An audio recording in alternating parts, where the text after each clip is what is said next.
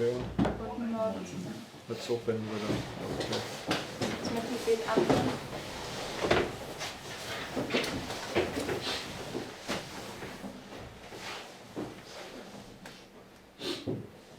Unser himmlischer Vater, ich danke dir für diesen Morgen. Dear Heavenly Father, I thank you for this new morning. Ich will dir auch danken, dass wir so zu dir kommen können, wie wir sind. And I want to thank you that we can come to you just as we are. Bitte hilf uns jetzt bei diesem Studium, And please help us with this study, dass wir tiefere Dinge aus deinem Wort verstehen können. that we would comprehend deeper things out of your word. Und ja, dass wir deine Gegenwart hier mit dabei haben können. And that we can have your presence with us.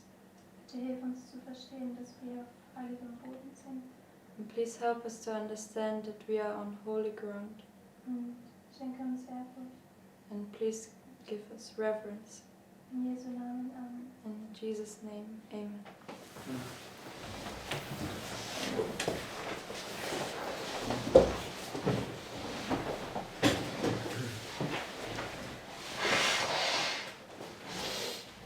Okay. In this movement in the past, Also in dieser Bewegung in der Vergangenheit especially in this ministry, und ganz besonders in diesem Ministry, when I left Arkansas, they were at a point where they had these two-way marks. Right? als ich dann von Arkansas weggegangen bin, da hatten sie diese 2 Wegmarken. And what they were doing is they were taking every single story in the Bible and just throwing it into this space, right? And there was no structure whatsoever. Und sie haben dann jede Geschichte in der Bibel einfach genommen und da zwischen diese beiden Wegmarken getan und da gab es gar keine Struktur. Right. So richtig. Okay, so it was nothing but confusion, and I voiced that can't be right. You have to have clear waymarks there to lay these things out. Und dann gab es eigentlich nichts anderes als Verwirrung und ich habe dann auch dagegen geredet, und weil es muss ja genaue Wegmarken geben für jeden Punkt. And it's taken best part of it took us a few years to get to the structure the way that we have it now. Und es hat uns einige Jahre gedauert, bis wir zu dieser Struktur gekommen sind, wie wir sie jetzt haben. And there was a couple of times where we had to change some things, and it was a bit perplexing when that happened. Und da gab es mehrere Male, wo wir dann etwas ändern mussten in der Struktur, und das war manchmal etwas verwirrend. And actually, it was the second time that we had to change some things. That's when Patrick got shaken and he decided he wanted to leave. Und das war das zweite Mal, wo wir etwas verändern mussten, und dann wurde auch Bruder Patrick erschüttert und er ist dann gegangen. But as the song says, we got to go deeper, right? Aber wie das Lied sagt, müssen wir eben tiefer gehen. And when we don't understand something correctly, or we've understood something not quite as it should be, Und wenn wir etwas nicht richtig verstanden haben oder nicht so, wie wir sollten, yes, I agree, it's perplexing, especially on my mind. dann ist es manchmal etwas verwirrend auch für meinen Verstand. But I try to look past that and see that if we now understand this thing correctly, it's going to open up a whole bunch of other things. That's the beauty behind it. Aber das Schöne ist dahinter, wenn wir dann das dann verstehen, dann wird es uns noch viel mehr öffnen. Okay, so we got to go deeper and make sure that we understand all these points correctly. Und deswegen müssen wir tiefer gehen und sicherstellen, dass wir all diese Punkte besser verstehen. So go back to Matthew 24. Jetzt gehen wir zurück zu Matthäus 24. Now, if we just take the line of Moses, Und wenn wir jetzt die Linie von Mose nehmen, okay, you at this point here that marks something like you have Pharaoh, right? Und da haben wir hier am Anfang den Pharao markiert. And this Pharaoh that I'm referring to is the Assyrian. Und dieser Pharao ist der Assyrer. Right? And this is the one that Moses stood before and he refused to let them go. Right? Und das ist der Pharao, vor dem Mose stand und er hat dann er wollte sie nicht ziehen lassen. And the result of that was the 10 plagues. Right? Und die Folge davon waren dann die 10 Plagen. Amen? So, and Sister White says these plagues typify the plagues at the end of the world, right? Und Ellen White sagt, dass diese Plagen die Plagen am Ende der Welt vorausschauen. And we know that they're split into two parts. The first 3 plagues come upon everybody, Wir wissen, dass sie in 2 Teile aufgeteilt sind. Die ersten 3 Plagen fallen auf alle, but the last 7 specifically only fall upon the Egyptians. aber die letzten 7, die fallen nur auf die Ägypter. Okay, so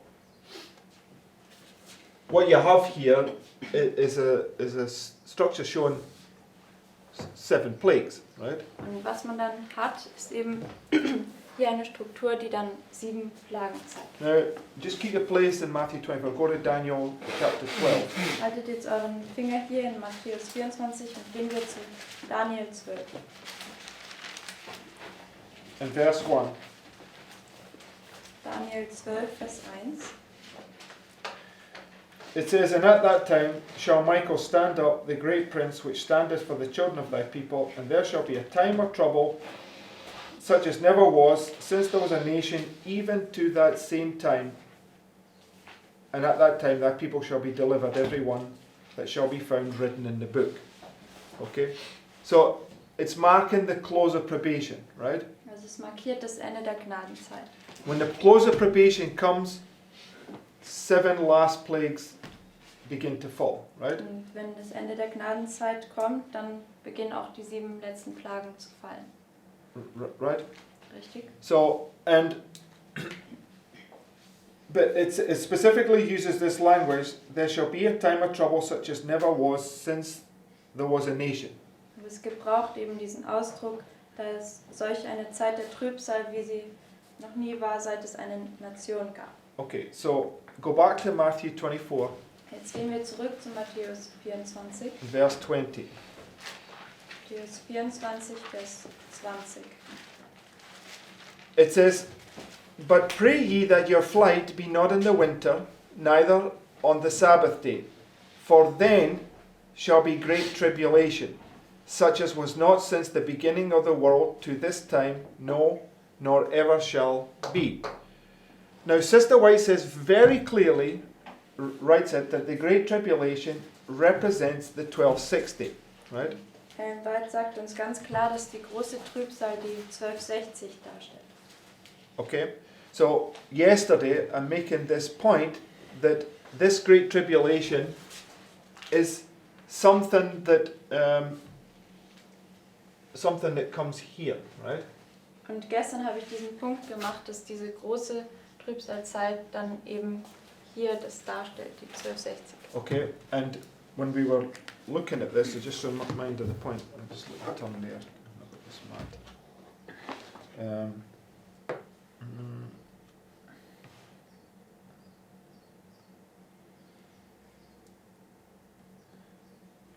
Verse 9. Okay. I can't find the point. It doesn't matter. It doesn't matter. And it says, verse 22. Vers 22.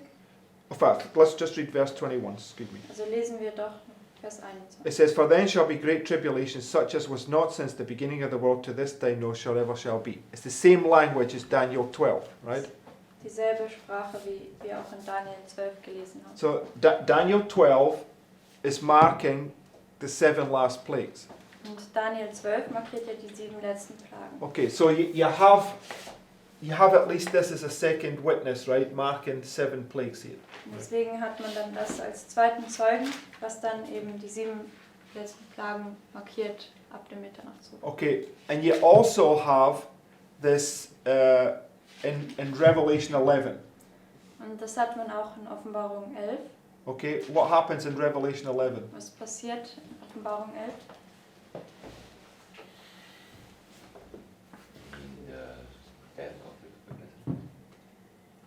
Yes, but Revelation 11, what is it the history about?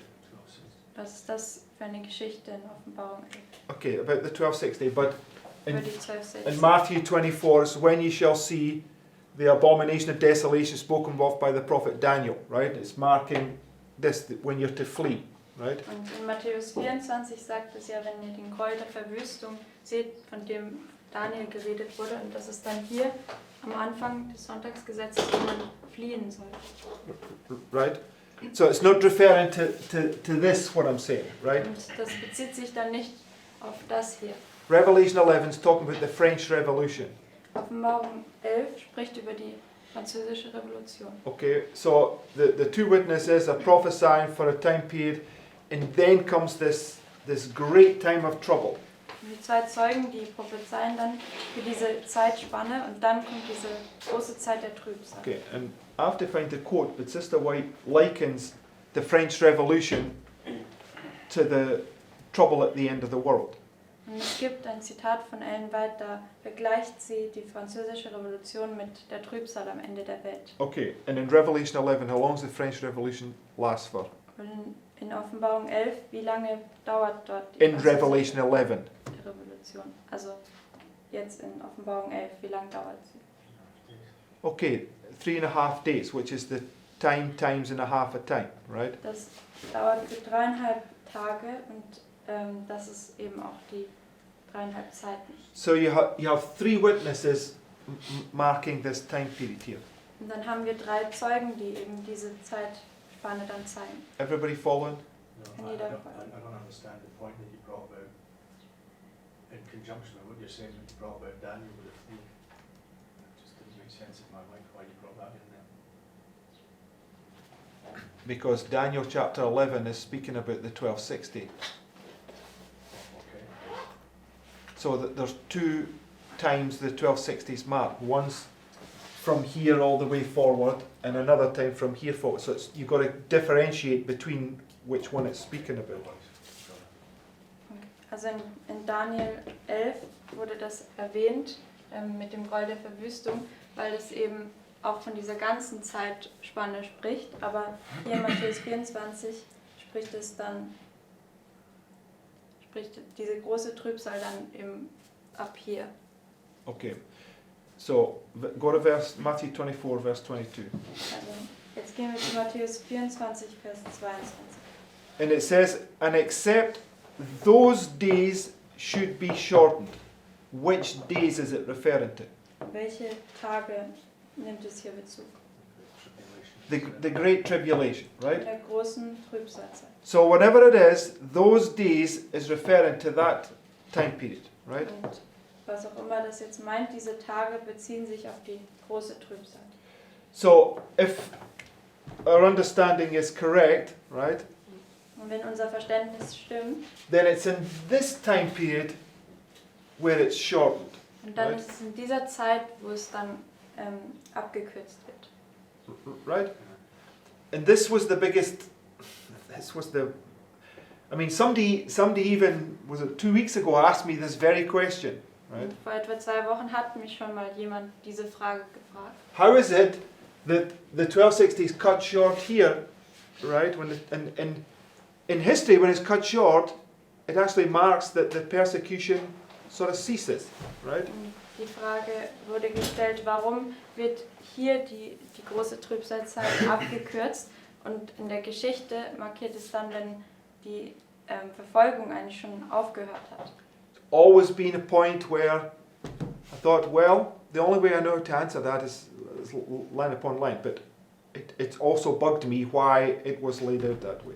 Und meine einzige Antwort war dann, ja, irgendwie muss man das Linie auf Linie dann sehen, aber es hat mich ja immer gewurmt, dass es so ausgelegt wurde. Okay, but if this is the point that's cut short, it makes much more sense, right? Aber wenn das dann der Punkt ist, wo es abgekürzt ist, dann macht es viel mehr Sinn. Because it's a type of the time of the end and what happens to the king of the north at the time of the end.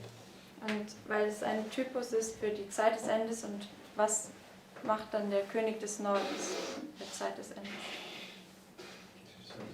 Yeah, I guess a deadly wound, right? Er erhält eine tödliche Wunde, Okay, in some sense, right? in gewissem Sinne. Okay, so let's go back to Matthew 24 because I really want to try to bring these points together. Jetzt gehen wir zurück zu Matthäus 24, um die Punkte zusammenzubringen. So in verse 22 it says, except those days be shortened. Also in Vers 22 sagt es, sei denn diese Tage würden verkürzt. And then it says, verse 23, Und jetzt Vers 23. then if any man shall say unto you, Lo, here is Christ, or there, believe it not, for there shall arise false Christs and false prophets. So where is the then? Also wo ist dann dieses dann markiert? These short begins. Yes, okay, when it's shortened, right? Wenn es verkürzt ist. So, then, right? Also dann. Now, this comes more into line with what we've been looking at, saying that at this time, at the end here, is where these false prophets would arise. Right? Und das stimmt ja dann auch mit dem Gedanken überein, wie wir uns angeschaut haben, dass dort am Ende dann die falschen Propheten aufstehen. Okay. And shall show great signs and wonders, insomuch that if it were possible, they shall deceive the very elect. Behold, I have told you before. Wherefore, if they shall say unto you, Behold, he's in the desert, go not forth. Behold, he's in the secret chambers, believe it not. For as the lightning cometh out of the east, and shineth even unto the west, so shall also the coming of the Son of Man be. So, why is verse 27 there? Und warum ist jetzt Vers 27 hier? What is verse 27? Worüber spricht es in Vers 27? Christ's movement and the sanctuary of his second coming also.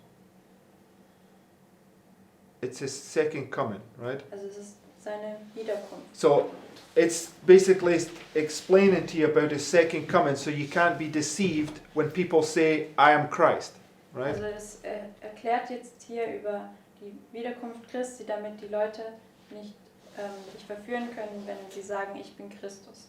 Okay. It says, for wheresoever the carcass is, there will the eagles be gathered. But then it says, immediately after the tribulation of those days. Here we have this expression again, those days. Which days is it referring to? Hier haben wir wieder in Vers 29 diesen Ausdruck dieser Tage und auf welche Tage bezieht es sich?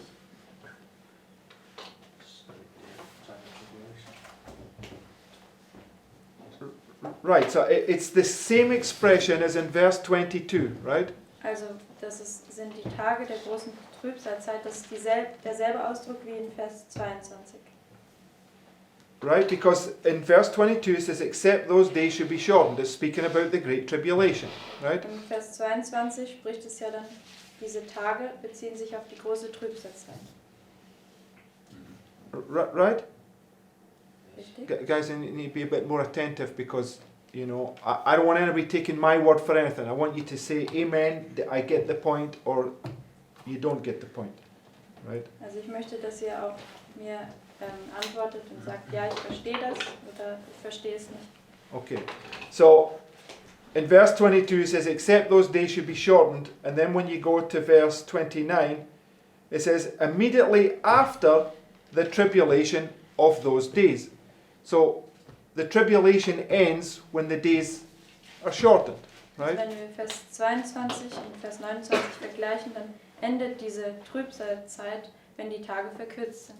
And then it says, shall the sun be darkened, and the moon shall not give her light, and the stars shall fall from heaven, and the powers of the heaven shall be shaken. And it gives an order of events, right? Das gibt uns jetzt eine Reihenfolge von Ereignissen. Okay, now did those events happen in that order in history? Und in der Geschichte haben sich die Ereignisse in der Reihenfolge erfüllt. Yes. Ja. And when did they, where did the first one begin? Wann begann dieses erste Ereignis?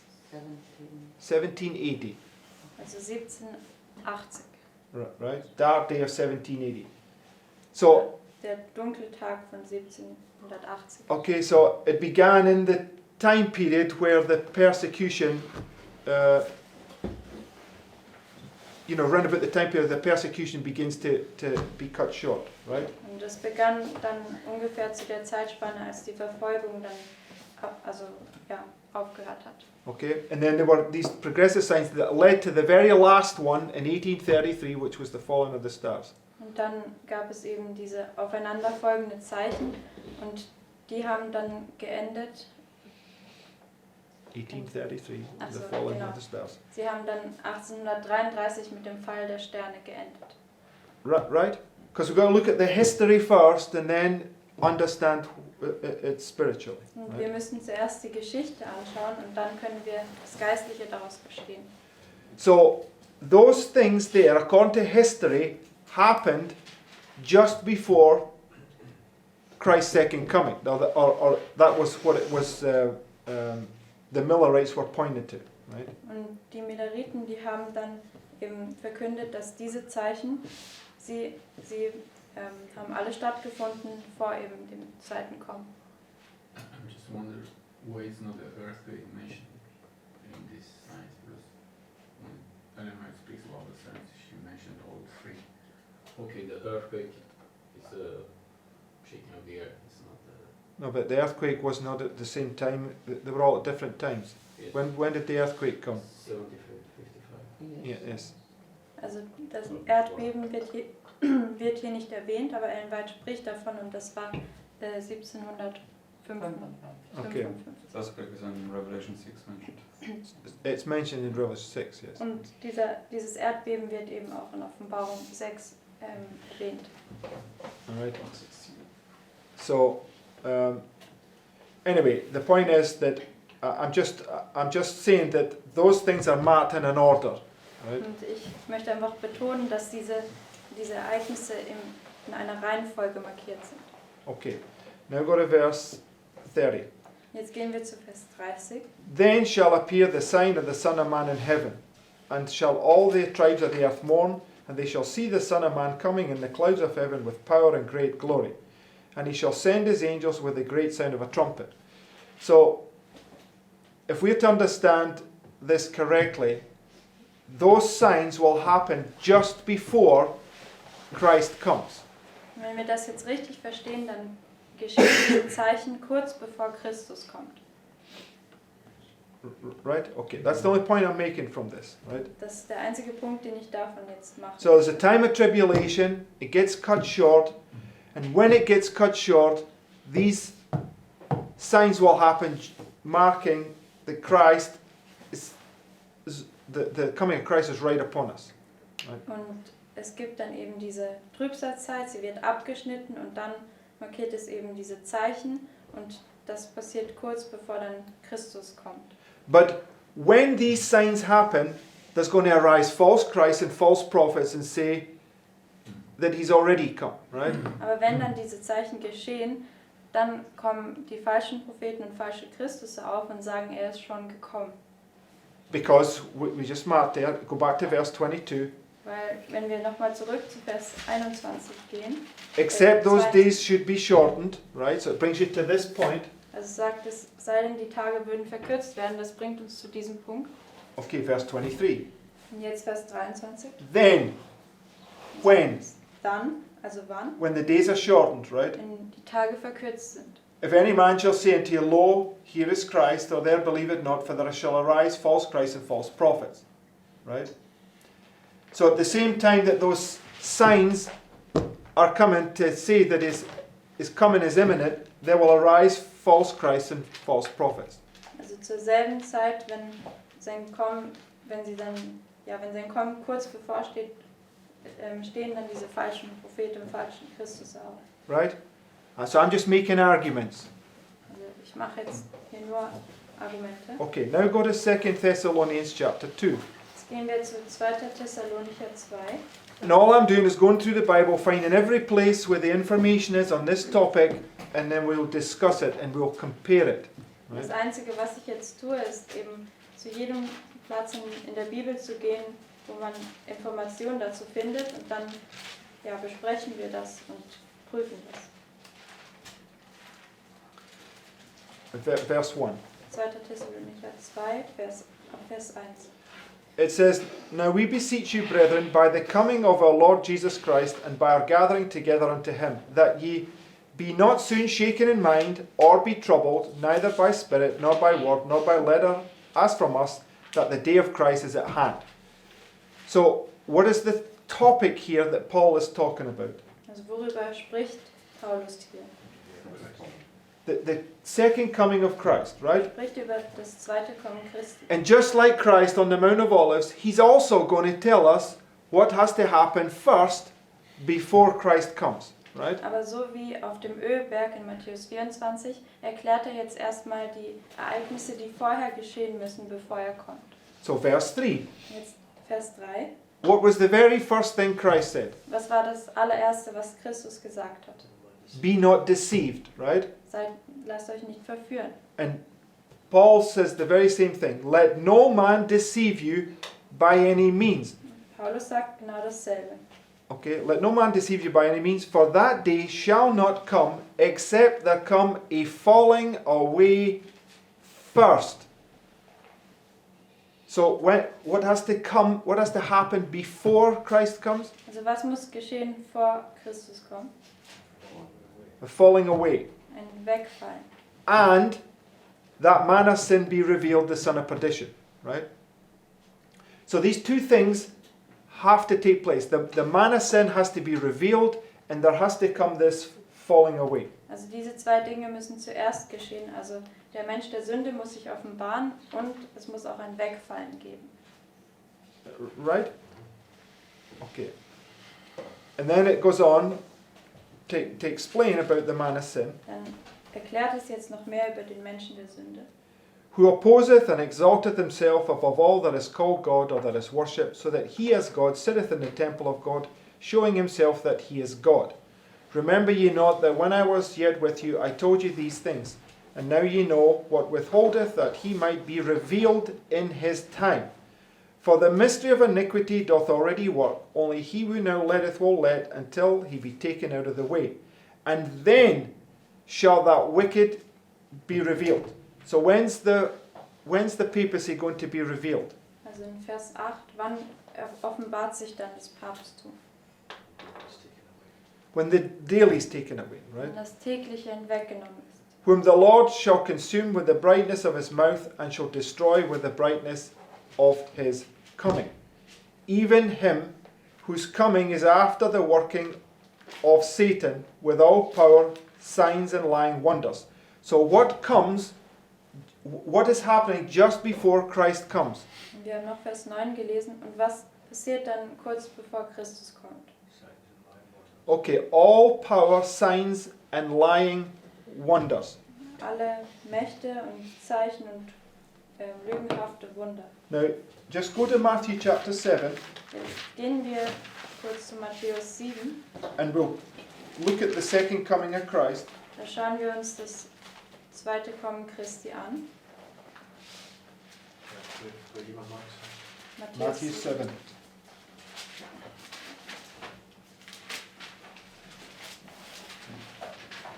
Verse 22. Matthäus 7, Vers 22.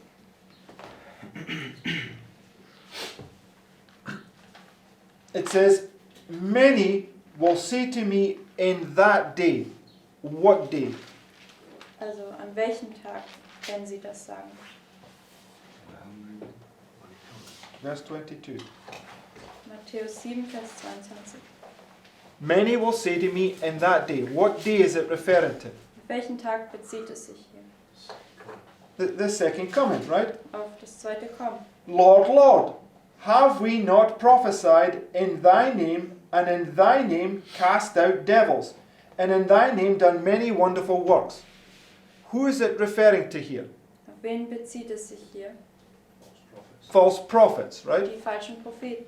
It says, and then I will profess unto them, I never knew you, depart from me, ye that work iniquity. Which point in time is this on the prophetic narrative? Und Vers 23 und welche Welcher Punkt in der prophetischen Erzählung markiert das jetzt hier? Right, when it's the final review, right? Also an der finalen Untersuchung, dem ausführenden Gericht. And the final review is the midnight cry, right? Und die finale Untersuchung ist der Mitternachtsruf. These are these virgins, because Sister White parallels these verses right here with the parable of the 10 virgins. Das sind hier diese Jungfrauen, diese törichten Jungfrauen, weil Ellen White vergleicht eben With the parable of the 10 virgins. this one. Yes, that's the one that we are Yeah. referring to, right? Okay, weil Ellen White vergleicht hier dieses Gleichnis mit dem Gleichnis der 10 Jungfrauen. Okay, so these false prophets, they come knocking on the door to get in. He says, go away from me, I don't know you, right? Und diese falschen Propheten, die klopfen jetzt an die Tür und dann sagt Christus, weicht von mir, ich kenne euch nicht. Okay, now just go back a few verses to verse 15. Und jetzt gehen wir ein paar Verse zurück zu Vers 15. Tells us right here, right? Und es sagt es uns dann. In fact, let's begin in verse 13. Beginnen wir doch in Vers 13.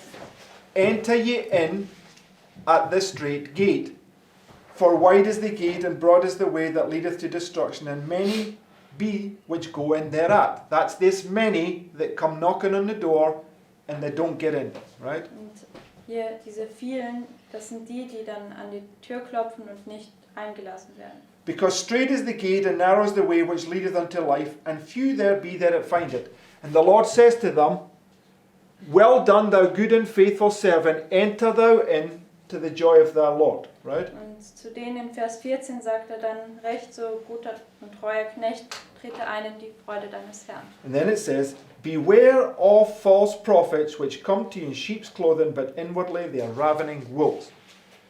So, where are the false prophets going to manifest themselves? Und wo manifestieren sich dann diese falschen Propheten? Vers 15. Come on, guys. Just before Christ comes, right? Kurz bevor Christus kommt. This is the point that we're making, right? So, Matthew 24's showing us when those signs begin to happen, right? It's telling you that Christ is just about to come. Und das hat es uns ja gezeigt in Matthäus 24, wenn diese Zeichen geschehen, dann sagt es uns, dass Christus kurz davor ist zu kommen. And there has to be a falling away before he comes, right? Es muss ein Wegfallen geschehen, bevor er kommt. What's the falling away? Und was ist das Wegfallen? That's what it says. I'm asking, what does it mean? What does it represent? Also es ist das Fallen der Sterne, aber was bedeutet es? Was stellt es dar? Yes, it's the Omega Apostasy, right? Which is correct, Der Omega-Abfall. right? So, in the Omega Apostasy, what is the Omega Apostasy? Und was ist der Omega-Abfall? Final apostasy. Denial of Yes, but what is it? What does it mean? Man in position of Christ. Yeah, these wolves in sheep's clothing, right? They're doing miracles, claiming to be Christ, but they're not. It's Satan that gives them the power to do it, right? Also der Omega-Abfall ist eben diejenigen, die diese Wölfe in Schafskleidung sind und sie beanspruchen, Christus zu sein, aber es ist Satan, der ihnen diese Kraft gibt. Okay, so the Bible has to explain itself. Go to Revelation 6. Und die Bibel muss sich ja selbst erklären und deswegen gehen wir zur Offenbarung 6.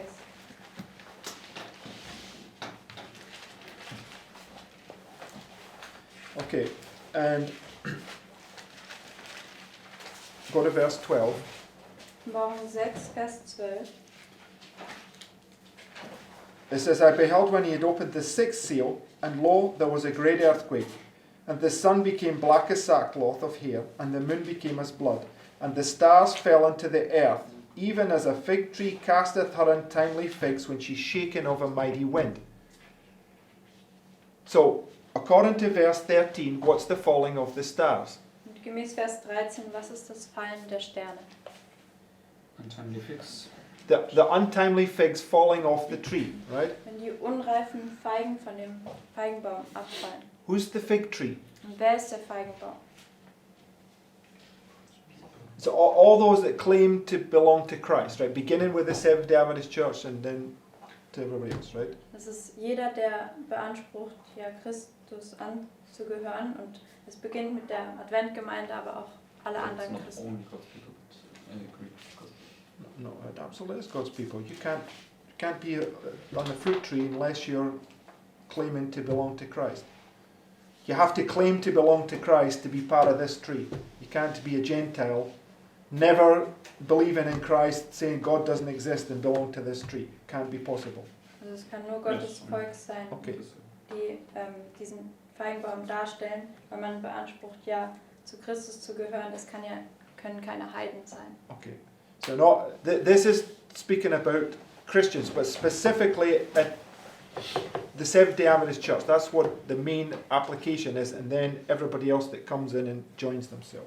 Und ja, es spricht einfach besonders bei den 7-Tags-Adventisten, aber natürlich auch die anderen Christen. Okay, so the point is that the stars falling is marking people falling from God's grace, right? Und der Punkt ist, wenn diese Sterne fallen, dann markiert das Leute, die von Gottes Gnade I'll give you a abfallen. second witness for that. Go to Revelation 12, Einen weiteren Zeugen gehen wir zur Offenbarung 12.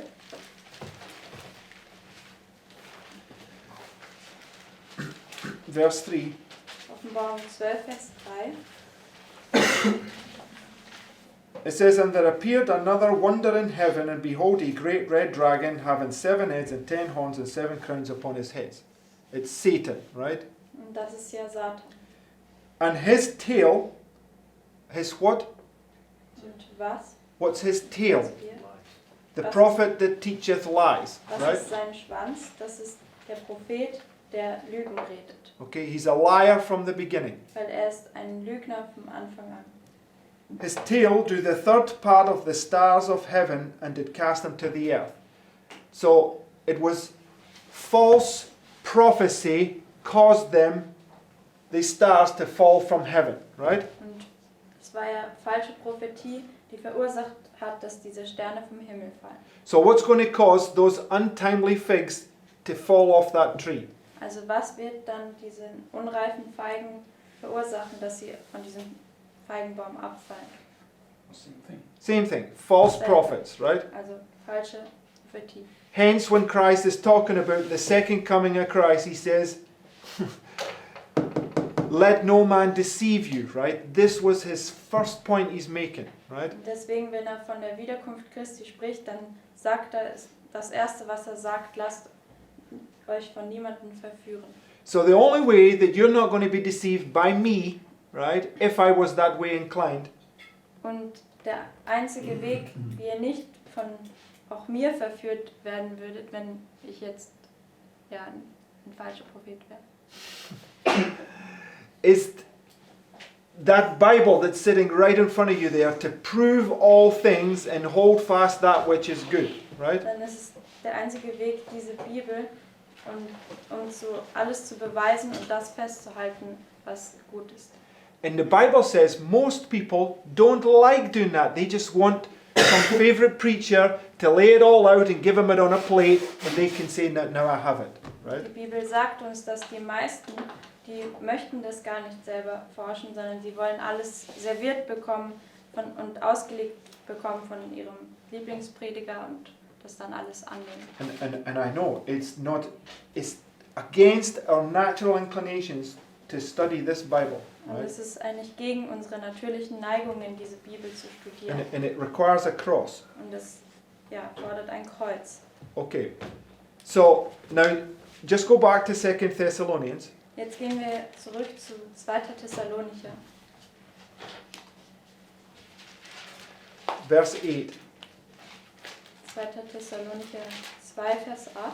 Now, the Pope here is the son of perdition, right? Und der Papst ist ja der Sohn des Verderbens. But there's a son of perdition internally, these false prophets, Es right? gibt ja auch den Sohn des Verderbens intern, das sind diese falschen Propheten. Okay, it says, Then shall that wicked be revealed, whom the Lord shall consume with the brightness of his mouth, and shall destroy with the brightness of his coming. Even him whose coming is after the working of Satan with all power, signs, and lying wonders, and with all deceivableness of unrighteousness in them that perish, because they receive not the love of the truth that they might be saved. Right? They didn't receive the truth, they received fables. Right? Bis Vers 10. Und sie haben die Wahrheit nicht empfangen, sondern Fabeln. And for this cause, God shall send them strong delusion that they should believe a lie. Okay, so here's one of these things that the Lord is punishing you now because you believed a lie, right? Und in Vers 11, da wird ja oft gesagt, ja, der Herr, der bestraft dich jetzt, weil du einer Lüge glaubst. No, right? Nein. You chose Satan, and Satan is now being allowed to be your ruler, right? Because that's who you've chosen. Nein, du hast Satan gewählt und deswegen ist jetzt Satan dein Herrscher. Right? Tells us this in, is it 1 Kings 22? 2 Kings. 1 Kings 22. When he allowed that these evil angels are standing there and he allows them to go and deceive the people. Und das sagt es auch in 1. Könige 22, als diese bösen Engel, They allow them to go and deceive the people. But they put the false words in. Yes. also Same diese thing. bösen Engel haben diese falschen Worte, hat er erlaubt, dass sie diese falschen Worte in ihren Mund tun. We have no means to resist Satan, none whatsoever, right? Und wir haben überhaupt keine eigenen Mittel, wie wir Satan widerstehen. If you reject Christ, the barrier that protects you is taken away. Satan has full control over you. That we've studied this many times, right? Und wir haben das schon oft studiert, wenn wir Christus ablehnen, dann gibt es keinen Schutz, den wir vor Satan haben. So if you choose lies over truth, you choose Satan over Christ, and he then becomes the one that controls you, right? Und wenn wir dann Lügen wählen über der Wahrheit, dann, also anstelle der Wahrheit, dann wird Satan die Kontrolle haben. So it's very important that you don't believe everything that I tell you, that you must go and study these things carefully, painfully, prayerfully for yourself, right? Und deswegen ist es wichtig, dass ihr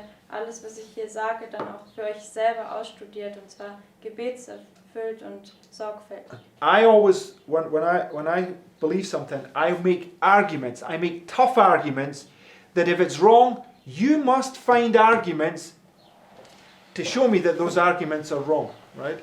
Und ich mache dann immer Argumente und ja, richtig schwierige Argumente, dass jemand, wenn er etwas aufbringt, dass er dann zeigen kann, dass es falsch ist, was ich So sage. even though sometimes I don't fully understand something, I go with the weight of evidence and I use those arguments until somebody can show me arguments that show that that's wrong, right? Und auch wenn ich jetzt falsch liegen könnte, gehe ich immer mit der Beweislast vorwärts und ja, glaube, dass solange mir niemand ein anderes Argument zeigt, dass ich falsch liege. On an April 19th, 1844, how many people saw that Miller was wrong? Und am 19. April 1844, wie viele Leute haben gesehen, dass Miller falsch lag? None. Niemand. Miller himself didn't get the point, right? Auch Miller selbst hat es nicht verstanden. There were some before. Understood the point before. Oh, okay, Samuel, yeah, but I'm on about on a public setting.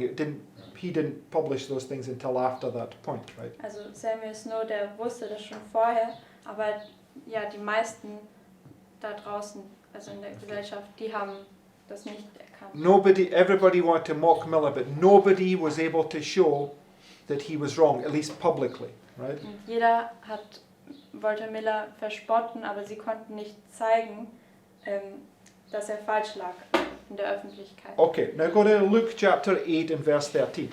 Jetzt gehen wir zu Lukas 8, Vers 13.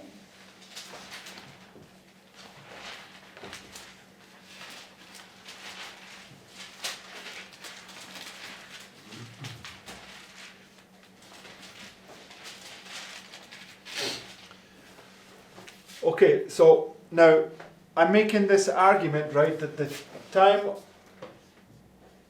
of tribulation is here, right? Und ich mache jetzt dieses Argument, dass eben die Zeit der Trübsal dann hier markiert ist. Okay. But it says here, right, in verse 13, Also in Lukas 8, Vers 13. they on the rock are they which, when they hear, receive the word with joy. These have no root, which for a while believe, and in time of temptation fall away. So my question is, where's the while? Und meine Frage ist, wo ist diese Weile? First time of tribulation. First time.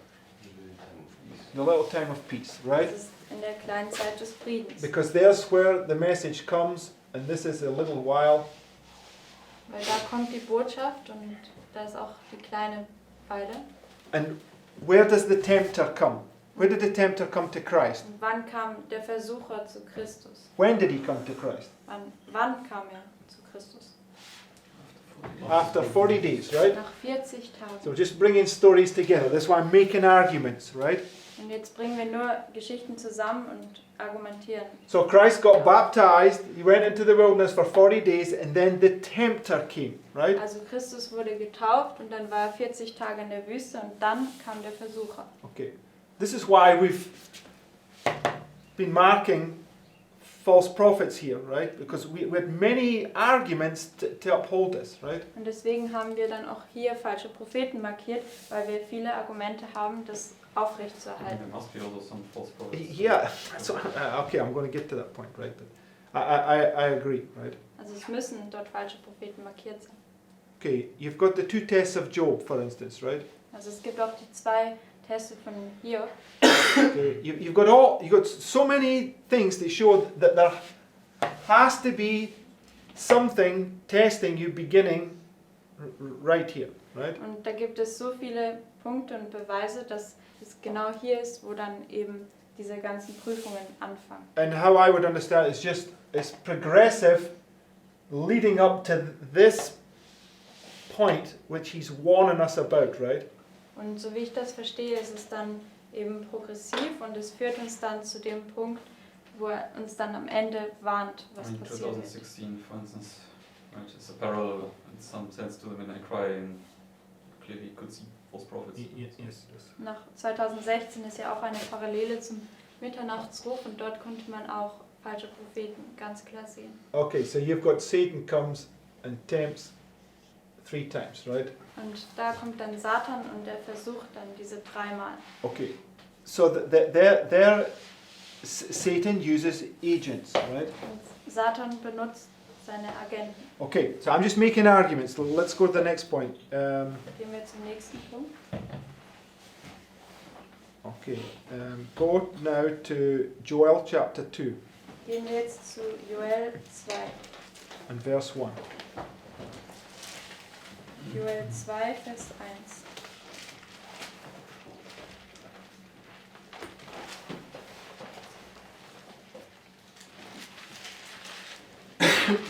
So, Joel 2 is speaking about the day of the Lord, right? Und Joel 2 spricht ja über den Tag des Herrn. It says, verse 1, it says, Vers 1. Blow ye the trumpet in Zion, sound an alarm in my holy mountain, let all the inhabitants of the land tremble, for the day of the Lord cometh, for it is nigh at hand.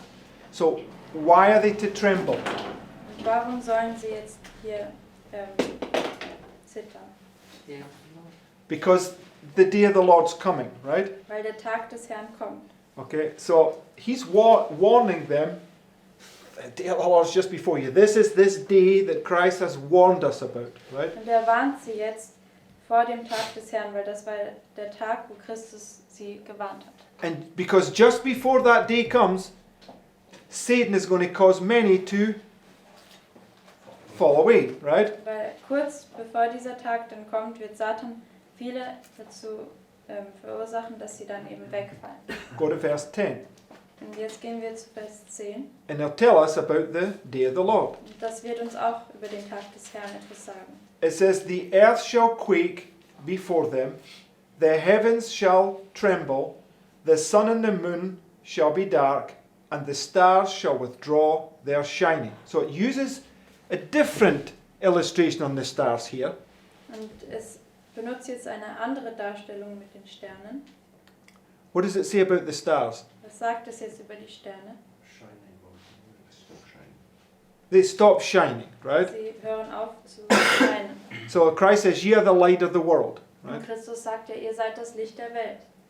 And what does he say that he'll do to your candlestick if you don't repent? Und was sagt er, was wird er mit dem Leuchter tun, wenn wir nicht Buße tun? He'll go out, he'll remove it, Er right? wird ihn wegnehmen. So when the candle goes out, your light stops shining, right? Also wenn dein Leuchter ausgeht, dann hört auch dein Licht auf zu scheinen. So it's just showing you the same truth in a different illustration, right? Es zeigt uns dann dieselbe Wahrheit in einer anderen Darstellung.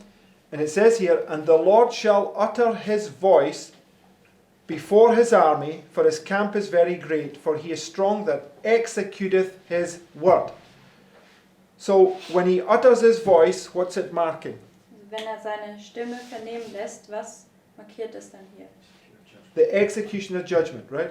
Die Ausführung des Gerichts. How are God's people delivered? Und wie wird Gottes Volk befreit? By the voice, right? Durch seine Stimme. Okay, so just showing you that it's this same point. But before his voice comes, the stars shall withdraw their shining, right? Und bevor seine Stimme kommt, werden die Sterne aufhören zu scheinen. Yes? Okay. So go to verse 28, Und jetzt gehen wir zu Vers 28, because that's the curse, but there's also a blessing, right? weil das ist der Fluch, aber es gibt auch den Segen. It says, "And it shall come to pass afterward that I will pour out my spirit upon all flesh, and your sons and daughters shall prophesy, your old men shall dream dreams, and your young men shall see visions." So according to Daniel, when does that begin to happen? Und gemäß Daniel, wann geschieht das? Wann beginnt das zu geschehen? Beginning of the Okay, this when it says then, right? Also am Anfang der 10, wenn es sagt, dann. Just a short question because I was not listening to the point. You said it's before the coming, according to Joel, they were probably shining. No, I'm saying, I'm saying when you bring all the things together, that the stars fall away before he comes, right? There must be a falling away first. Yes, but this puts it here at the end, right? Joel? Because This is the end, right? no, what I mean is when he executes the judgment.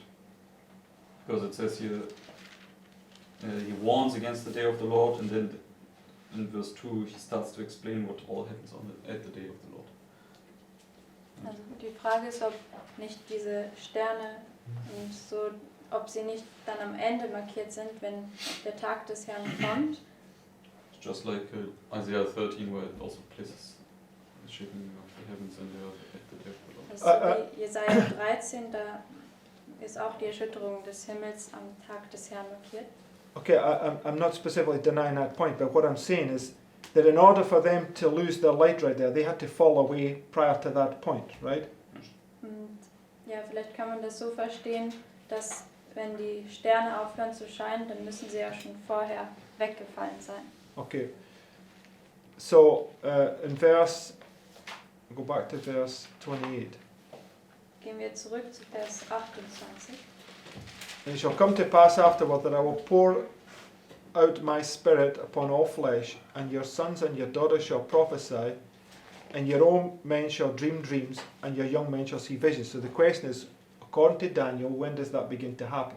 Und gemäß Daniel, wann geschieht das? Wann beginnt das zu This geschehen? then also needs to be at the end, right? Because it's when you receive form and latter rain, then you will see these things. Pentecost. You will see that. But it says in verse 24, "And the floor shall be full of wheat, and the fat shall overflow with wine, and I will restore to you the years that the locust has eaten." Verse 20 saying, "Ye shall eat in plenty and be satisfied, and praise the Lord your God." So it's like when you have in abundance, Yeah. then you will see visions and dreams. Okay, I'm not arguing that point, but just as a point of reference, when did God's people begin? And according to Daniel Yeah. at the 10. Okay, so just because we're bringing all the evidence together, right? Also gemäß Daniel ist es eben dann am Anfang der 10, wo das beginnt. So right at the beginning here, you have this. The Lord begins to reveal, gives them wisdom and knowledge in all visions and dreams, right? Und am Anfang der 10, da gibt der Herr ihnen ja dann Verständnis und Weisheit in allen Visionen und Träumen. So, and I would agree with Fyodor, right, that this is marking the outpouring of the latter rain at the end of this point in time. Aber ich stimme auch darüber ein, was Fyodor gesagt hat, dass eben in Vers 24, wenn man das alles liest, bis Vers 27, dass es eben dann die Ausgießung des Spätregens markiert. So it's like a progressive event that's beginning here and is going to culminate here, right? Das ist halt so wie ein fortschreitendes Ereignis, das am Anfang beginnt und dann seinen Höhepunkt am Ende erreicht. Okay, so we're in that progression right now. These things being unfolded is going to lead down to us having, at the end, having a correct understanding, right? Wir befinden uns ja jetzt in diesem fortschreitenden Ereignis oder progressiven Ereignis und am Schluss werden wir das dann erleben. Right. In order to receive the latter rain, what must be removed? Aber damit wir den Spätregen erhalten, was muss hinweggetan werden? No, every unclean thing, all the false concepts, right? Also alles Unreine, all die falschen Konzepte. Okay, so, go now to Joel chapter 3 and verse 13. Gehen wir jetzt zu Joel 3, Vers 13. It says, "Put ye in the sickle, for the harvest is ripe. Come, get you down, for the press is full, the fats overflow, for their wickedness is great." So, what point in time would this be? Also in welchem Zeitpunkt wäre das sein? Sorry? Yeah, the executive judgment, right? In Revelation 14, verses 18 and 19. You just want to quickly, just keep your place there, but just go to Revelation 14. Also es markiert das ausführende Gericht und das können wir eben auch in Offenbarung 14 lesen. Gehen wir da jetzt hin, haltet euren Finger hier in Joel. Offenbarung 14, Vers 18 and 19. Vers 18 und 19. It says, "Another angel came out from the altar which had power over fire, and cried with a loud cry to him that had the sharp sickle, saying, Thrust in thy sharp sickle, and gather the clusters of the vine of the earth, for our grapes are" what? Fully ripe, Weinstock. right? Sie sind vollständig reif. In Joel 3 it says, the harvest is ripe, right? Und in Joel 3, da sagt es auch, die Ernte ist reif. And it says that the press is full, right? Und es sagt, die Weinpresse ist voll. Okay. So this is talking about the wine press, right? Und hier spricht es ja über diese Weinpresse. In verse 19, In Vers 19. "And the angel thrust in his sickle into the earth, and gathered the vine of the earth, and cast it into the great winepress of the wrath of God." Right? So it's exactly the same language, right? Das ist genau dieselbe Sprache, wird hier benutzt. Yes? Okay. So Joel 3, verse 14, Und Joel 3, Vers 14 gehen wir wieder zurück. it says, "Multitudes, multitudes in the valley of decision, for the day of the Lord is near in the valley of decision. The sun and the moon shall be darkened, the stars shall withdraw their shining, the Lord also shall roar out of Zion and utter his voice." So what do you have here? Also was haben wir jetzt? Bis Vers 16. Same language that we read, right, in Joel 2, 10 and 11. Das ist genau dieselbe Ausdrucksweise, wie wir auch in Joel 2, Vers 10 and 11. 10 und 11 haben. Right? It says, the earth shall quake before them, the heavens shall tremble, the sun and the moon shall be dark, and the stars shall withdraw their shining, and the Lord shall utter his voice. Right? So these two things go together, him uttering his voice and the stars withdrawing their shining. Right? Also das beides geschieht gleichzeitig, wenn er seine Stimme vernehmen lässt und wenn die Sterne in ihren Schein Okay, also because aufhören zu scheinen. you go back to Joel 3 verse 15, it says the same thing. Und wenn wir zurück zu Joel 3, Vers 15 gehen, sagt es dasselbe. The sun and the moon shall be darkened, and the stars shall withdraw their shining. The Lord shall also roar out of Zion and utter his voice. Exactly the same, right? Es wird hier genau dasselbe gesagt. So both points in Joel 2:10 and Joel 3:15 here, they're both marking the same point in time. Also Joel 2, Vers 10 und Joel 3, Vers 15, das ist dann genau derselbe Zeitpunkt. Right? It's marking the execution of his judgment. Das markiert dann die Ausführung des Gerichts. Now, I've put these quotes here, and I know we've read them many times, but we need to read them more times. Und ich habe jetzt ein Zitat noch in den Livestream gepostet und wir haben das schon sehr oft gelesen, aber ich glaube, wir müssen das noch öfters lesen. Okay, it's from CET 111. Das ist aus CET 111. We need to look at these things very closely, compare them very carefully. Right? Wir müssen das sehr genau anschauen und vergleichen. Das ist jetzt das zweite Zitat. So, December 16th, 1848, the Lord gave me a view of the shaking of the powers of the heavens. So, this vision that she's given here is talking about the shaking of the heavens. Right? Die Vision, die hier jetzt gegeben wird, ist, da geht es um die Erschütterung des Himmels.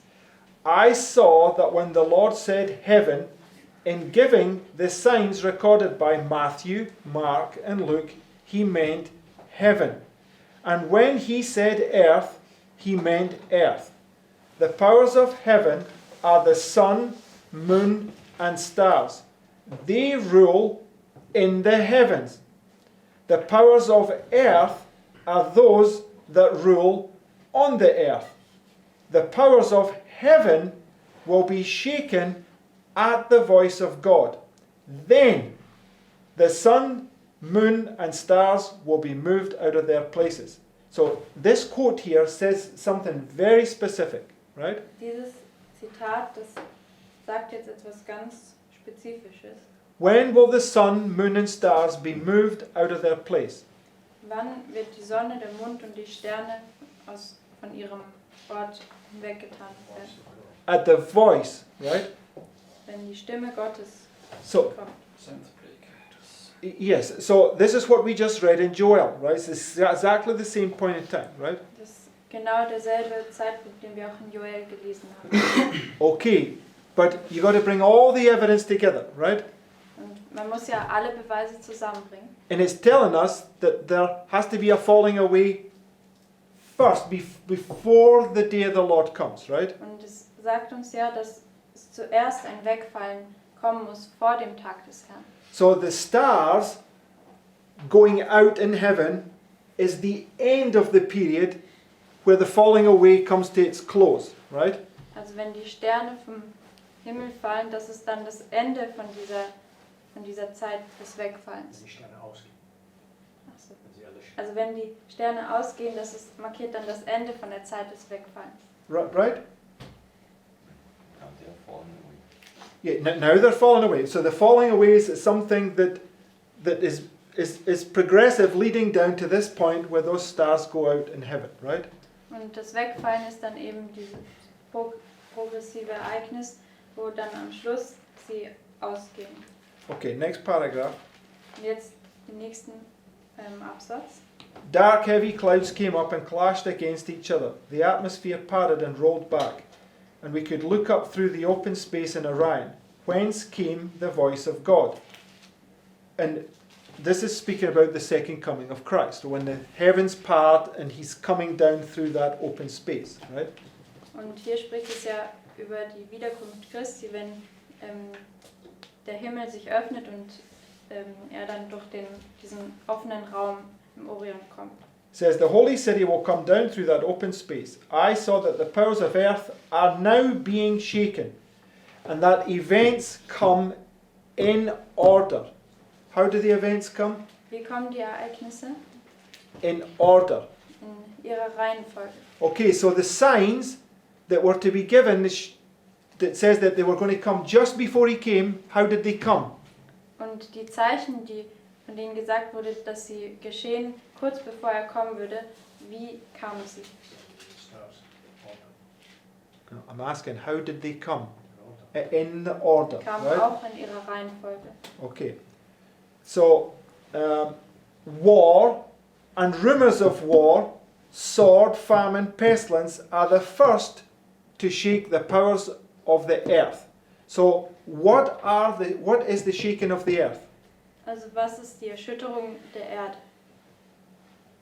Wars, rumors of wars. Yeah, the wars and the rumors of wars, the pestilence and the famine, right? Also die Kriege und Kriegsgerüchte, das Schwert, Hungersnot und Pest.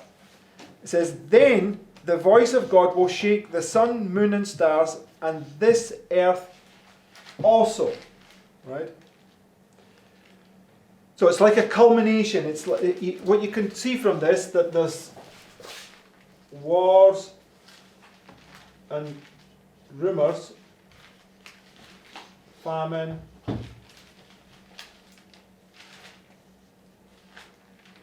pestilence. Okay? These things come first, right? Und was wir dann sehen können, dass zuerst eben die Kriege und Kriegsgerüchte und die Hungersnot und Pest And kommen. it's going to lead right to the end where those things are going to be happening, but on top of that, the sun, the moon and the stars will be shaken by the voice of God, right? Und das führt uns dann zum Ende, wo das auch nochmal stattfindet, aber es kommt dann auch noch, ja, es passiert dann auch noch die Erschütterung des Himmels. But in other places in the Bible, it tells us that those signs, the sun, the moon and the stars, they're going to happen just before he comes, right?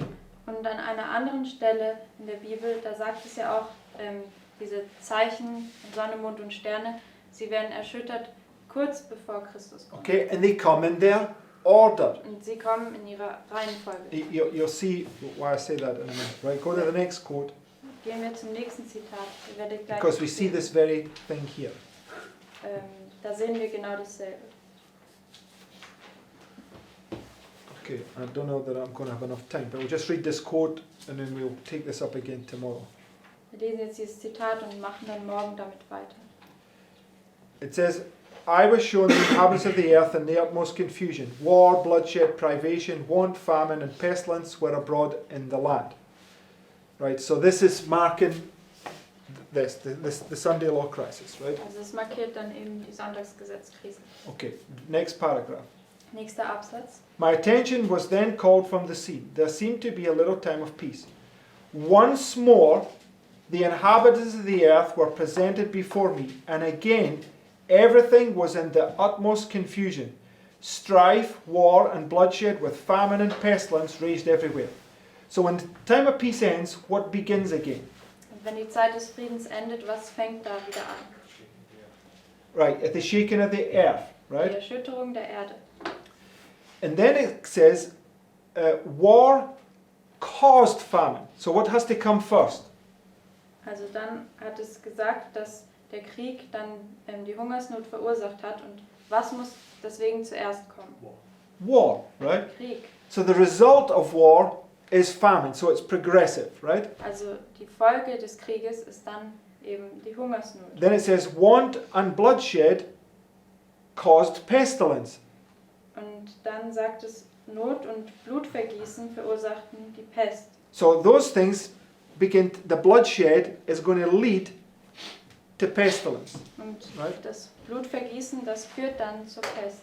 So you can see that it's progressive. Also Right? wir können sehen, es ist auch progressiv. And then men's hearts failed them for fear and for looking after those things which are coming on the earth. Right? So when these things begin to happen, men's hearts are going to begin to fear, because these are the signs that's telling you that it's approaching, and these signs are going to get greater and greater as we approach that point. Right? Und wenn diese Dinge dann anfangen zu geschehen, dann werden die Herzen der Menschen vor Furcht versagen, weil sie jetzt wissen, dass es kurz bevorsteht, und es wird dann immer noch furchtsamer, weil es eben progressiv Okay? ist. So just like when the tempter comes here, Und auch so wie wenn der Versucher dann an diesen Punkt kommt, there must be false prophets, right? da muss es falsche Propheten geben. And just like when those wars and rumors of wars begin again here, these signs that's marking the coming of Christ also begin to happen. Und so wie dann auch diese Kriege und Kriegsgerüchte auch dort wieder anfangen, müssen eben auch diese Zeichen von seiner Wiederkunft dort auch anfangen. Okay, and they're just going to wax greater and greater until when he shakes the heavens and the earth with his voice, right? And the stars and the heavens go out. Und das führt dann einfach, wird immer größer und größer, diese Zeichen, und dann am Schluss erschüttert die Stimme Gottes dann eben den Himmel und die Erde, und dann verlieren sie ihren Schein. Okay, so there's hoard more information on this, right? So we'll just continue with this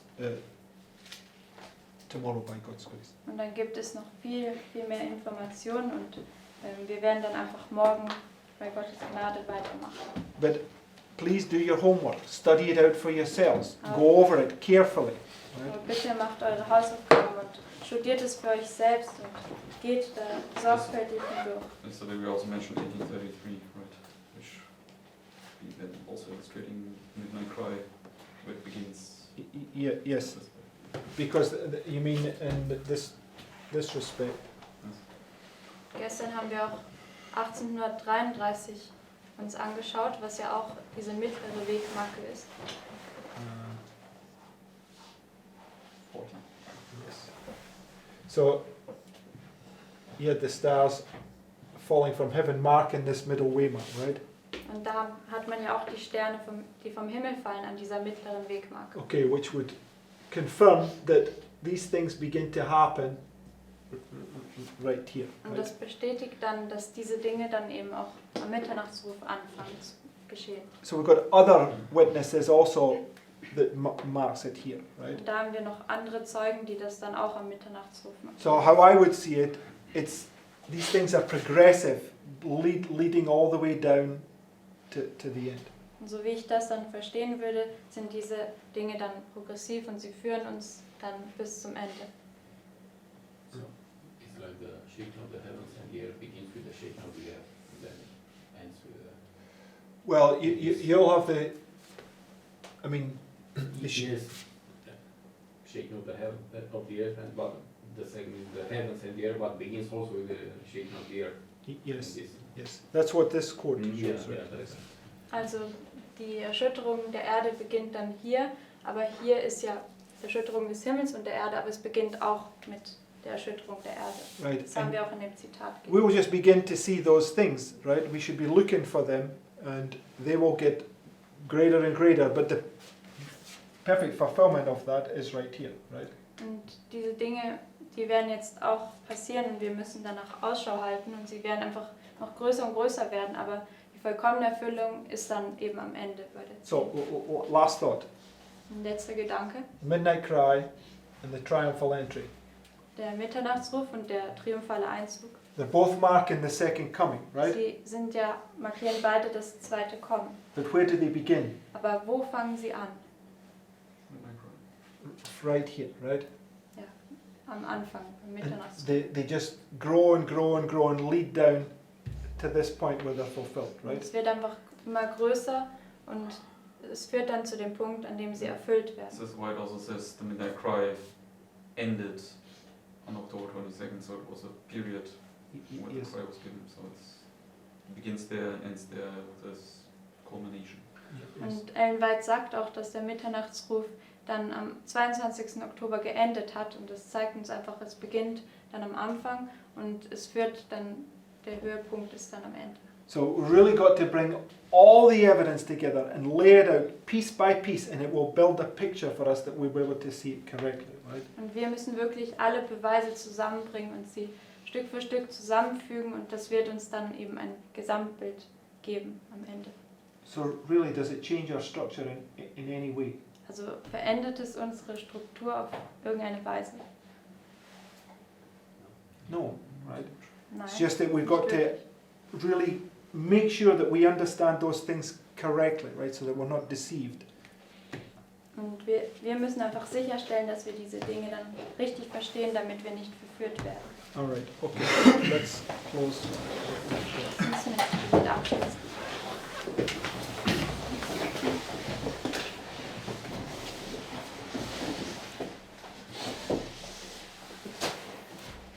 Father, thank you so much for this study. Lieber himmlischer Vater, danke so sehr für dieses Studium. I thank you that you are bringing us deeper and deeper into your word, Ich danke dir, dass du uns immer tiefer und tiefer in dein Wort bringst, that you open this treasure for us, dass du uns diesen Schatz öffnest. and I pray that you will help us to study for ourselves, Und ich bitte dich, dass du uns hilfst, dass wir für uns selber studieren and that we can come to an understanding which is glorifying you. und dass wir dann zu einem Verständnis kommen, das dich dann verherrlicht. I pray this in Jesus' name. Und ich bete das im Namen Jesu. Amen.